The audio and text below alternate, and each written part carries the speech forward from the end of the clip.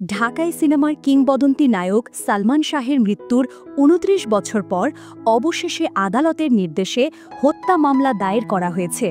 সোমবার ২০ অক্টোবর রাতে তার মামা আলমগীর কুমকুম রাজধানীর রমনা থানায় মামলাটি করেন। মামলায় স্ত্রী শামিরা হক, ব্যবসায়ী আজিজ মোহাম্মদ ভাই, লতিফা হক লুসি, অভিনেতা ডনসহ ১১ জনকে আসামি করা হয়েছে।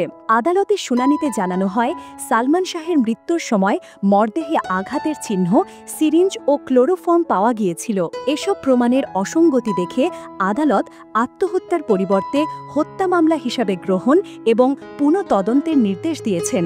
১৯৯৬ সালের ৬ সেপ্টেম্বর মাত্র ২৫ বছর বয়সে মৃত্যুবরণ করেন সালমান শাহ। ৩ বছরের স্বল্প কেরিয়ারে কেয়ামত থেকে কেয়ামত, আনন্দ অশ্রু, বিচার হবে, স্বপ্নের ঠিকানা সহ ২৭টি সিনেমায় অভিনয় করে তিনি বাংলা চলচ্চিত্রে অমর হয়ে আছেন।